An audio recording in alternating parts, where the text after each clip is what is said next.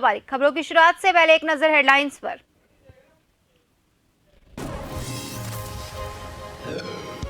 भाजपा प्रदेश कार्य समिति की 2 दिवसीय बैठक आज से शुरू। मुख्यमंत्री पुष्कर सिंह धामी बैठक में करेंगे प्रतिभाग। 30 मई से होने वाले पार्टी के महाजनसंपर्क अभियान की रूपरेखा पर होगी चर्चा।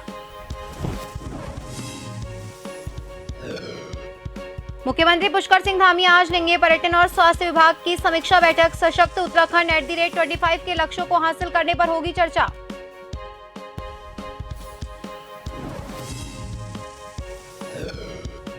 डोईवाला में G20 सम्मेलन की तैयारियां जोरों पर। जिलाधिकारी सोनिका ने व्यवस्थाओं का लिया जायजा। 20 मई तक काम पूरा करने के दिए निर्देश।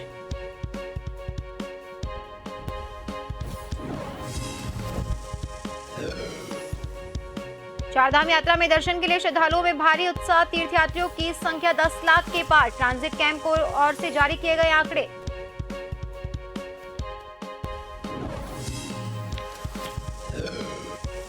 और भगवान रुद्रनाथ की डोली पहुंची रुद्रनाथ। 20 मई को ब्रह्म मुहूर्त में खुलेंगे भगवान रुद्रनाथ के कपाट। बड़ी संख्या में भक्तों का पहुंचना हुआ शुरू।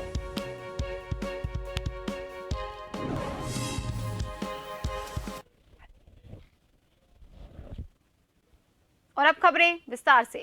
प्रदेश की सड़कों को गड्ढा मुक्त करने के लिए राज्य सरकार ने एक ऐप लॉन्च किया। पैच रिपोर्टिंग ऐप के नाम से लॉन्च किए गए ऐप को लेकर अब सियासत भी गर्मा गई। राज्य सरकार ने एक गड्ढा मुक्त सड़कों के लिए एक ऐप लॉन्च किया। बताया जा रहा है कि इस ऐप पर शिकायत करने पर 1 सप्ताह के भीतर सड़कों के गड्ढों को भर दिया जाएगा।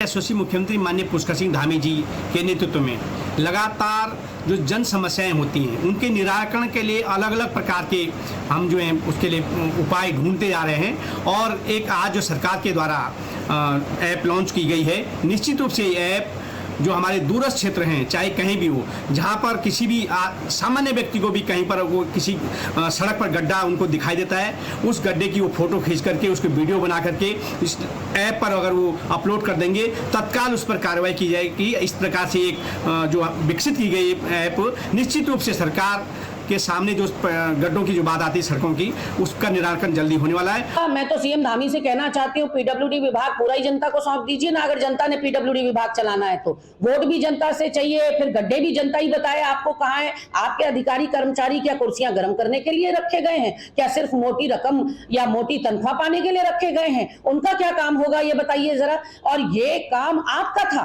कि जनता को आप एक सुलभ और सुगम सरकार दें, और आप ड्रोन कैमरा के जरिए चिन्हित कर सकते हैं गड्ढे कहां कहां हैं। कई तरीके की टेक्निक्स हैं जिससे कि गड्ढों को चिन्हित किया जा सकता है। और कितने लोग इस प्रदेश के अंदर टेक सेवी हैं, कितने लोगों को सोशल मीडिया चलाना आता है। 1.25 करोड़ की हमारी आबादी है, मात्र 25 लाख लोग स्मार्टफोन यूज।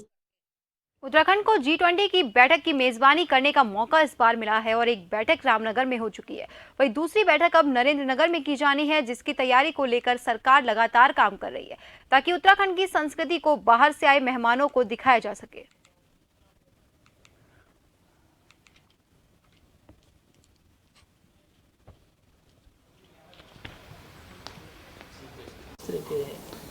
कि सरकार जो है G20 को लेकर और जो हमारे पूरे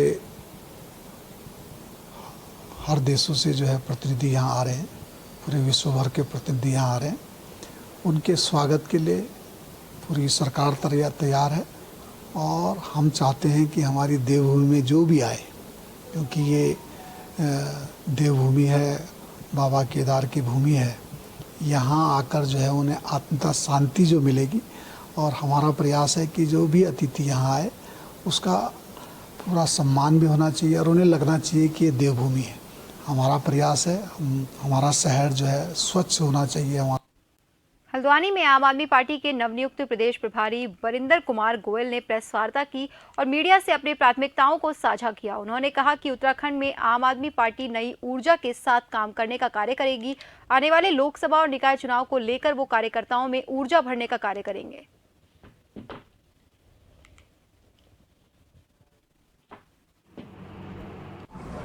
देखो, पार्टी यहाँ पहले से ही मजबूती से खड़ी है।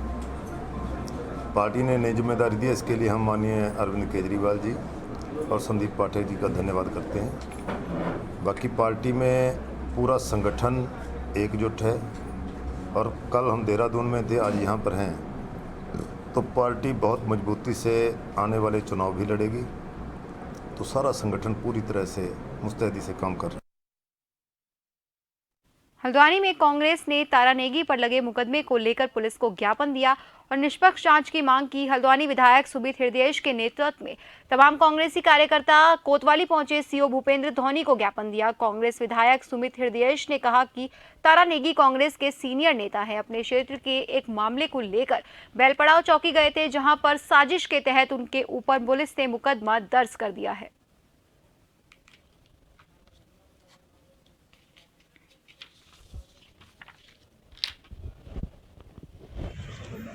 वहाँ पे हमारे बड़े वरिष्ठ कांग्रेस के साथी पूर्व जिला पंचायत उपाध्यक्ष तारा सिंह नेगी जी काश्तकारों के पक्ष में वहाँ पे पुलिस पे गए, क्योंकि एक विवादित जमीन जो कि बैंक के कब्जे में है, वहाँ पे ऐसा लग रहा था कि पुलिस पक्षपात करके एक पक्ष को ज्यादा वो दे रही थी, वजन दे रही थी।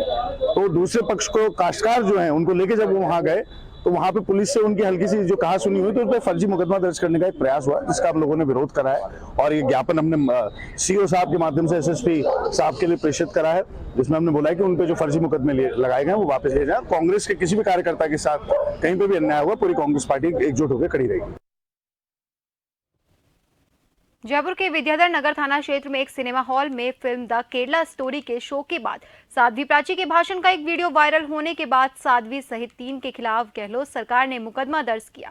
साध्वी प्राची पर आरोप है कि वो समाज में भड़काऊ बयान दे रही है। इस पर साध्वी प्राची का साफ कहना है कि मैं ऐसे मुकदमों से नहीं डरती। गहलोत सरकार ही नहीं बल्कि पूरी कांग्रेस उन पर मुकदमे दर्ज करा सकती है, लेकिन वो हिंदू धर्म की रक्षा के लिए और हिंदू लड़कियों की रक्षा के लिए और सुरक्षा के लिए हमेशा लड़ती रहेगी।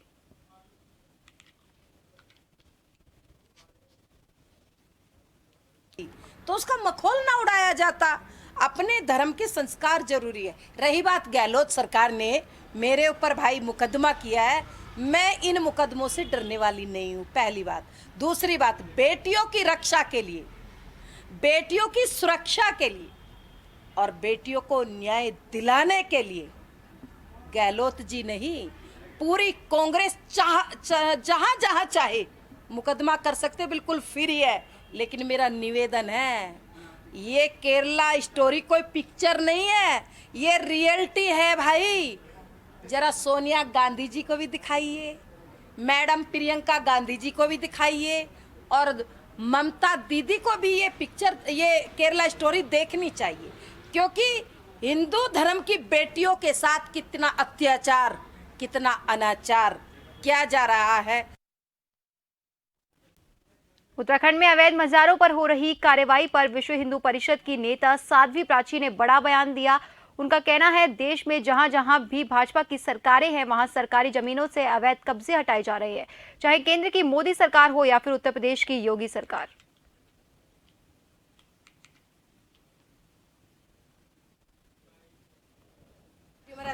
सेंटर में मोदी जी बैठे हैं, यूपी में योगी जी हैं, उत्तराखंड में भाई धामी जी है।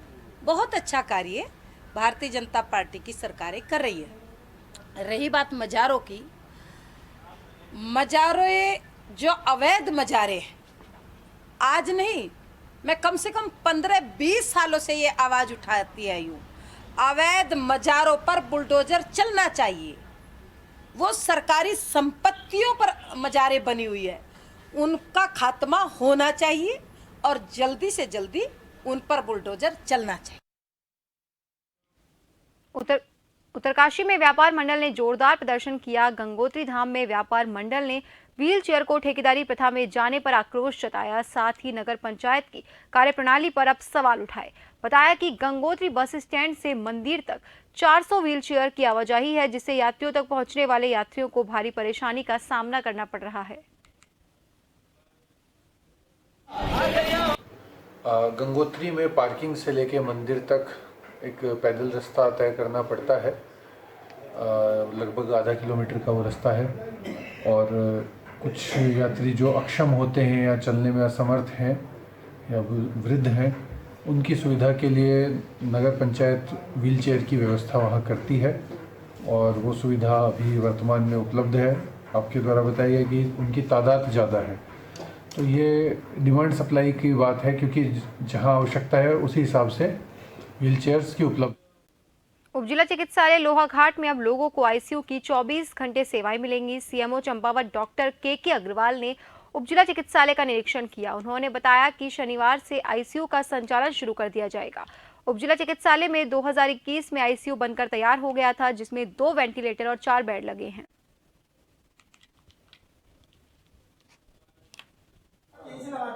आईसीयू में स्टाफ की व्यवस्था की जा रही है और कल या परसों फ्राइडे या सैटरडे से आईसीयू को संचालित कर दिया जाएगा। ऑक्सीजन जनरेशन प्लांट के लिए हमने जिला योजना में सही करने के लिए पैसा रखा है। जिला योजना अप्रूव होने के बाद में ऑक्सीजन जनरेशन प्लांट को सही करा दिया जाएगा। बाकी अल्टरनेटिव ऑक्सीजन सिलेंडर भरवा के ऑक्सीजन की सप्लाई को चालू किया जाएगा। प्रदेश कांग्रेस ने सरकारी भूमि पर अतिक्रमण हटाए जाने का समर्थन किया। प्रदेश उपाध्यक्ष मथुरा दत्त जोशी ने कहा कि इस कार्य का वो समर्थन करते हैं और अतिक्रमण हटाओ अभियान की सराहना करते हैं। साथ ही कहा कि सरकार पहले ये भी पता लगाए आखिर किसके शासनकाल में सरकारी भूमि पर अतिक्रमण हुआ है। देखिए, सरकार का अधिकार भी है, सरकार का नैतिक दायित्व भी है। अवैध अतिक्रमण अगर बने हैं तो निश्चित रूप से हटाना चाहिए सरकार को। और किसने अतिक्रमण कराया, कौन लोग उसमें इन्वॉल्वमेंट था, किनकी संलिप्तता थी, उनके खिलाफ भी सरकार को कार्रवाई करनी चाहिए जिन लोगों ने अवैध अतिक्रमण करवाया है। और अतिक्रमण हटाना गलत बात नहीं है, हटाना चाहिए। हम इसमें कहीं कोई इंटरफेयर या हम सरकार को ये नहीं करें आप क्यों हटा रहे हो, लेकिन वो लोग कौन थे जिन्होंने अतिक्रमण कराया, किनके कार्यकाल में अतिक्रमण हुआ, कौन अधिकारी वहां पर पोस्टेड था, निश्चित रूप से उनके खिलाफ भी कार्रवाई होनी। उत्तराखंड में स्वास्थ्य विभाग में बाहरी राज्यों के लोगों को नियुक्ति देने का विरोध हो रहा है। उत्तराखंड बेरोजगार संगठन सरकार के विरोध में आ गया। उत्तराखंड बेरोजगार संगठन के अध्यक्ष बॉबी पवार ने पत्रकार वार्ता की। उन्होंने बताया कि ग्रुप सी पदों की भर्ती में राजस्थान और उत्तर प्रदेश के लोगों को नियुक्ति दी गई है।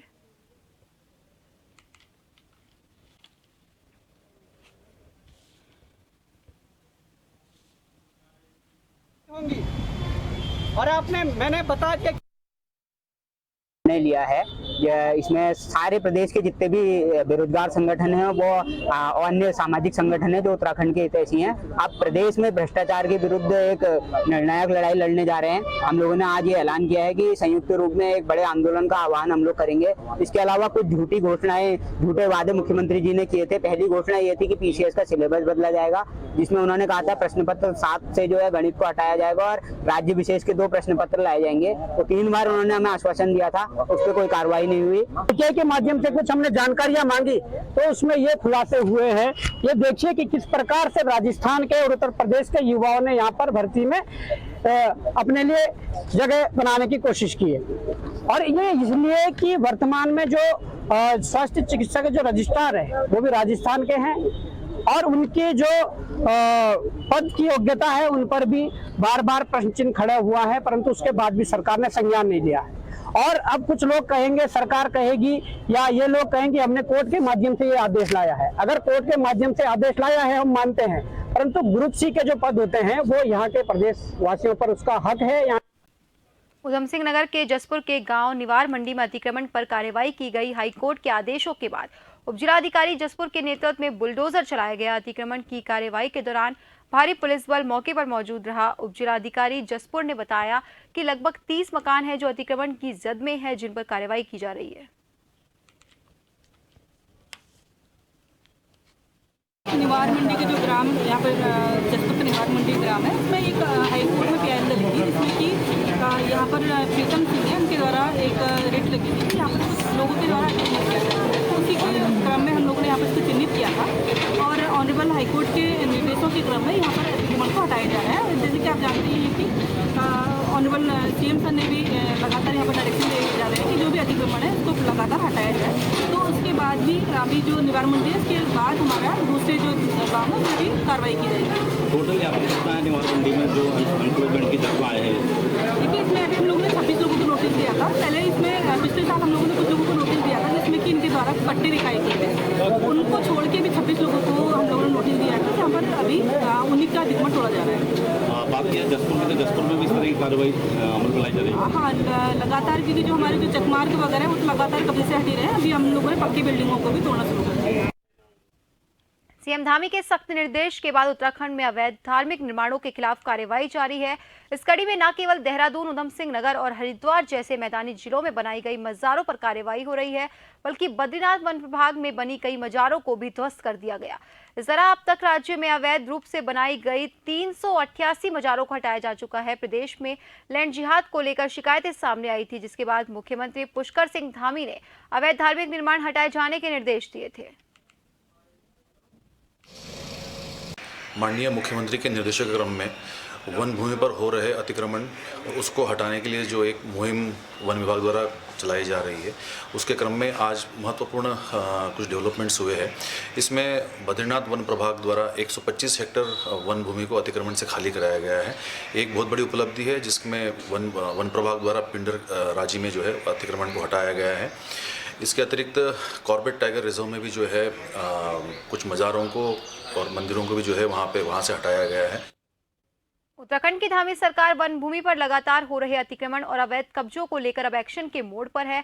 लैंड जिहाद के खिलाफ सरकार ने प्रशासन के साथ मिलकर बड़ी कार्रवाई की और सैकड़ों अवैध मज़ारों और तमाम धार्मिक स्थलों को वन भूमि की जमीन से हटाने के बाद अब जंगलों में अवैध रूप से कब्जा कर रहे वन गुज्जरों को वन भूमि खाली करने के नोटिस दिए तो वन गुज्जरों में हड़कंप मच गया। सैकड़ों की संख्या में डोईवाला, लच्छीवाला वन क्षेत्र के विभिन्न जंगलों में रह रहे गुज्जरों ने वन विभाग लच्छीवाला के कार्यालय में आकर अपना रोष जाहिर करते हुए कहा कि हमारी कई पीढ़ियां इन जंगलों में रह रही है और हम लोग वन अधिनियम के कानूनों के तहत जंगलों में निवास कर अपना जीवन यापन करते हैं, लेकिन शासन प्रशासन के लोग हमें अतिक्रमणकारी बताकर अब हमें जंगल खाली करने के नोटिस दे रहे हैं, जो वन गुज्जरों के साथ अन्याय है। सर, हम नाराज़ तो नहीं हैं, लेकिन बस ये है कि हम 1910 से हमारी जो है हमारी 5वीं पीढ़ी स्टार्ट हो गई है, तब से हम लोग रह रहे हैं और हम लोग जो है इसी चीज़ के लिए आए हुए हैं कि भाई हम अतिक्रमण में नहीं आते हैं, ना ही हमने कोई अतिक्रमण किया हुआ है। हम 2006 में जो अधिनियम आया हुआ है, वन अधिनियम जो आया हुआ है, स्पेशली गुजरों के लिए आया हुआ है कि कम से कम जो लोग जहाँ रह रहे हैं उनको वहाँ से परेशान ना किया जाए, हटाया ना जाए। और 2011 में हम लोगों ने हमारे हक में जो है हाईकोर्ट का फैसला आ चुका है कि हमारा पुनर्वास किया जाए। स्टेट गवर्नमेंट को ये चीज़ लिखी गई है, बोली गई है, नोटिस दिया जाता है तो वही तो हम कह रहे हैं कि हमें पुनर्वास करें, जो कि हाईकोर्ट ने ऑर्डर दिए हुए हैं स्टेट गवर्नमेंट को, लेकिन उसमें हमें पुनर्वास करने की बजाय हमें बार बार अतिक्रमण का नाम देके हमको परेशान किया जाता है। ना तो स्टैंप है, ना ही किसी सेक्शन की बात की गई कि लोगों को हटाने के लिए।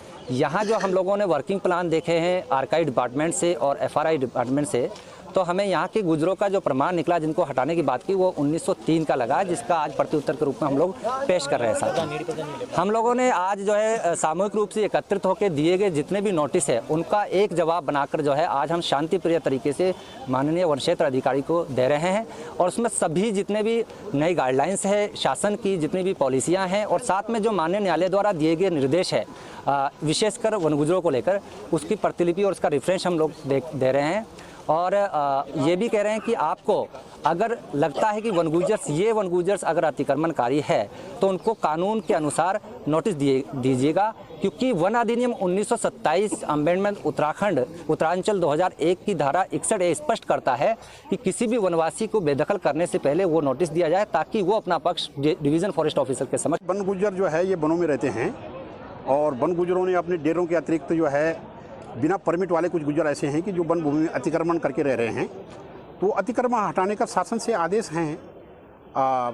उन्हीं आदेशों के क्रम में जो है हम अतिक्रमण हटाने के लिए पहले हमने नोटिस दिए हैं और समय सीमा समाप्त होने के बाद उनको वहाँ से अतिक्रमण हटा दिया जाएगा। कितने नोटिस जारी किए हैं, कितने ऐसे बंदूक ये करीब 60 नोटिस हमने अभी जारी किए हैं गुजरों को, और उसके बाद अभी और भी चिन्हित किए जा रहे हैं, और जो भी प्रक्रिया होगी अभी जो है 5 दिन के बाद शुरू।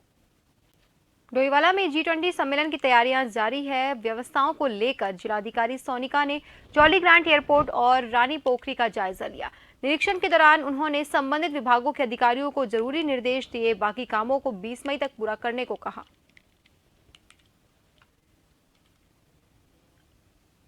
मसूरी के 200 साल पूरे होने पर होने वाले कार्यक्रम का विरोध शुरू हो गया। प्रोफेसर्स ने नगरपालिका प्रशासन पर इतिहास से छेड़छाड़ करने का आरोप लगाया। उन्होंने कहा कि राजनीतिक फायदे के लिए मसूरी के इतिहास से छेड़छाड़ कर कार्यक्रम आयोजित कर रहे हैं, जो दुर्भाग्यपूर्ण है। उन्होंने कहा 2023 में नहीं 2027 में मसूरी के 200 साल पूरे हो रहे हैं।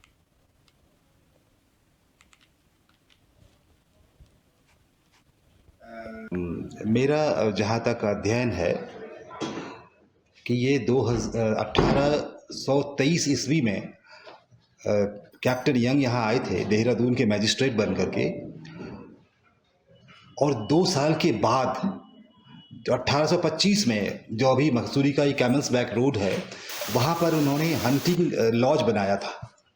और मेरा ख्याल है कि वही जो समय है मसूरी के स्थापित होने का समय है, प्रामाणिक समय है, और उसमें झोल करना, कुछ पहले करना, कुछ बाद में करना, ये निश्चित रूप से हमारा जो भारतीय इतिहास है उसके साथ बहुत बड़ी छेड़छाड़ है। एक उत्तराखंड राज्य आंदोलनकारी होने के नाते बड़ा अफसोस हो रहा है मुझे, और आप सब क्या मसूरी की पूरी जनता जानती है कि 1823 कोई तारीख ही नहीं है मसूरी की। कैप्टन यंग तो अचानक कई बार मसूरी घूमने आए, और कैप्टन यंग मसूरी बसाने वाले कौन होते हैं? कैप्टन यंग ने अपने लिए घर बनाया 1827 में। अट्टा क्यारकुली के जो लोग हैं उनकी छानियाँ ये होती थी, और ये 600 रुपये लीज में है मसूरी। तो कैप्टन यंग एक शिकारी थे, बहुत अच्छे थे, और वो घूमने आए। तो कुछ जो नगरपालिका मसूरी सम्मान समारोह करने जा रही है या 200 साल मनाने जा रही है, ये बिल्कुल गलत है। ये बड़ा दुर्भाग्य कि जिन लोगों ने इतिहास ही नहीं पढ़ा वो मसूरी का ही इतिहास मनाने जा रहे हैं। जब समय ही पता नहीं तो इतिहास के बारे में क्या बताएंगे ये लोग ना। तो गलत तरीके से ये लोग गुमराह कर रहे हैं, इतिहास को खराब करने का काम कर रहे हैं। हमें बड़ा दुख है इस बात पर, और हम रोष भी व्यक्त करते हैं। आज जो ये लोग जो कभी जब इतिहास के बारे में जानकारी ही नहीं है तो फिर किस प्रकार का लोग आने वाले 2025-2027 के आने वाले समय पर हम लोग सही तरीके से मसूरी के इतिहास को बढ़ चढ़कर हिस्सा लेंगे, इसको मनाएंगे। और ये जो अभी ये लोग जो कर रहे हैं सिर्फ चुनाव मात्र का एक ढोंग है जो बिल्कुल गलत है।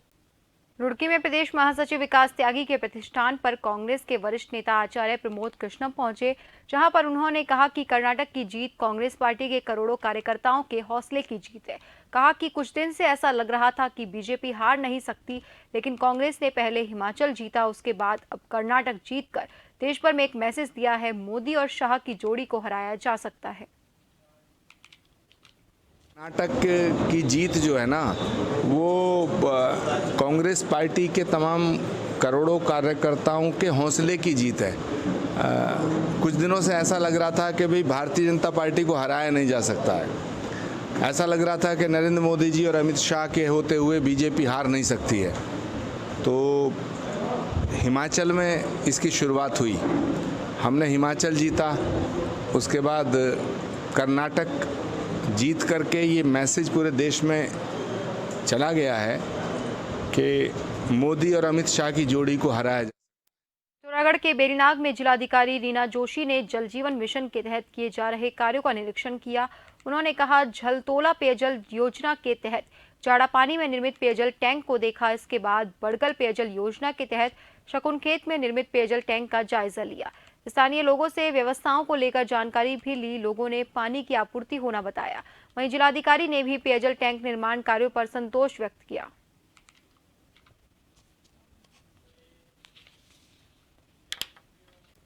चारधाम यात्रा में दर्शन के लिए श्रद्धालुओं में भारी उत्साह देखा जा रहा है। चारधाम में तीर्थयात्रियों की संख्या 10 लाख के पार पहुंच गई है। ट्रांजिट कैंप को और से आंकड़े जारी किए गए हैं। भारी बर्फबारी के बाद भी यात्रियों में उत्साह देखा जा रहा है। केदारनाथ में सबसे ज्यादा 3,69,302 तीर्थयात्रियों ने दर्शन किए। चारधाम यात्रा में अब तक 30 लाख से ज्यादा रजिस्ट्रेशन हो चुका है। अगली खबर उत्तरकाशी से है, जहां बाबा विश्वनाथ मां जगदीशिला की डोली उत्तरकाशी पहुंची। स्थानीय लोगों और गंगोत्री यमुनोत्री यात्रा पर आए भक्तों ने डोली का भव्य स्वागत किया। आपको बता दें, ये डोली हर साल उत्तराखंड के सभी तीर्थ स्थलों की यात्रा पर निकलती है और ये 24वीं डोली रथ यात्रा है। काशी में भगवान काशी विश्वनाथ जगदीशिला डोली का आगमन हुआ है और भगवान विश्वनाथ जगदीशिला जो है ये हर वर्ष पूरे प्रदेश के सभी तीर्थ स्थलों पे जाती है। और इस समय क्योंकि जो हमारे चार धाम उत्तराखंड के वहाँ पर भी भगवान का जाने का कार्यक्रम है और सभी श्रद्धालु जिस तरीके से कि देवी भगवान का जो आशीर्वाद सबको मिलता है, मैं देख रहा हूँ कि जो हमारे तीर्थ यात्री उत्तराखंड में आए हैं वो देवी का बड़े उत्साह के साथ स्वागत कर रहे हैं। इस डोली का जो उद्देश्य है विश्व में शांति कायम हो और जो हमारी देव संस्कृति है वो जिंदा रहनी चाहिए, चाहे वो किसी धर्म के हैं, संप्रदाय के हैं। और तीसरा उद्देश्य है कि हमारे चार धामों के अलावा यहाँ पर हजारों शक्तिपीठ ऐसे हैं जिनको धाम का स्वरूप दिया जाना बहुत जरूरी है। अब तक जो 23 साल की यात्रा है उसमें 254 स्थानों को डोली ने आइडेंटिफाई किया है कि इनको धाम का स्वरूप मिले, जिसमें से उत्तरकाशी के ये हनुमान मंदिर है, भगवान विश्वनाथ जी का मंदिर है, यहाँ पे परशुराम जी का मंदिर है, कनार देवता का मंदिर है, गंगा जी का मंदिर है। दुनिया भर के मंदिर जो हमारे उत्तरकाशी में हैं उनको सबको धाम का स्वरूप मिले, तो इस यात्रा का ये केदार भगवान रुद्रनाथ की डोली बर्फीली रास्तों से होकर रुद्रनाथ पहुंच गई। आपको बता दें, बुधवार को गोपेश्वर स्थित गोपीनाथ मंदिर परिसर से बाबा रुद्रनाथ की डोली कैलाश के लिए रवाना हुई थी। 2 दिनों की कठिन पैदल यात्रा में उत्सव डोली पहले दिन लुईठी बुग्याल रुकी, दूसरे दिन बर्फीले रास्तों से होकर भगवान रुद्रनाथ की डोली रुद्रनाथ पहुंच गई। हिमालय के मखमली बुग्यालों के मध्य स्थित पंचकेदार में शामिल भगवान रुद्रनाथ के कपाट 20 मई को ब्रह्म मुहूर्त में खुलेंगे। भगवान रुद्रनाथ मंदिर के कपाट 20 मई को पौराणिक रीति रिवाजों और परंपराओं के बीच ग्रीष्मकाल के लिए श्रद्धालुओं के दर्शनों को खोले जाएंगे। वहीं कपाट खोलने के मौके पर भगवान रुद्रनाथ के दर्शन करने के लिए सैकड़ों की संख्या में श्रद्धालु रुद्रनाथ का रुख कर रहे हैं।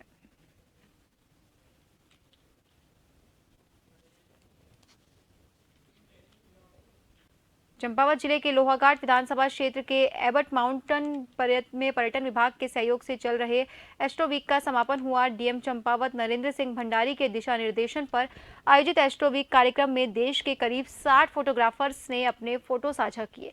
कार्यक्रम में जिला पर्यटन अधिकारी अरविंद गौड़ ने बताया कि आयोजन का उद्देश्य जिले के एबट माउंट में बाहरी राज्यों के प्रकृति प्रेमियों को आकर्षित करना है। उन्होंने बताया, एबट माउंट में हिमालय दर्शन के अलावा दुर्लभ प्रजाति के पक्षियों का अपार संग्रह है। इससे क्षेत्र में टूरिज्म को बढ़ावा मिलेगा। कार्यक्रम के माध्यम से स्थानीय युवाओं को सीखने को बहुत कुछ मिला है। वहीं डीएम नरेंद्र सिंह भंडारी ने कहा कि मुख्यमंत्री पुष्कर सिंह धामी के निर्देश पर चंपावत जिले को पर्यटन के क्षेत्र में आगे बढ़ाने के लिए एस्ट्रो वीक कार्यक्रम का आयोजन पहली बार उत्तराखंड के चंपावत जिले में रखा गया।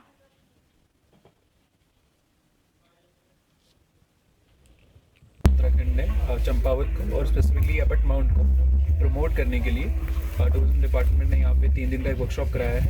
इसमें हम कोशिश करेंगे कि ज़्यादा से ज़्यादा इस साइट को प्रमोट किया जाए। इसमें एस्ट्रो फोटोग्राफी और हमारी बर्ड जो फोटोग्राफी वो कराई जा रही है और काफ़ी यहाँ पे पार्टिसिपेंट्स हमारे ऑल ओवर इंडिया से आए हैं और हमने मिनिमल बेसिस पे रखा है ताकि अच्छे से टाइम दिया जाए सभी पार्टिसिपेंट्स को। और फिलहाल इस बुलेटिन में इतना ही। आगे की खबरों के लिए बने रहिए जन टीवी के साथ। नमस्कार।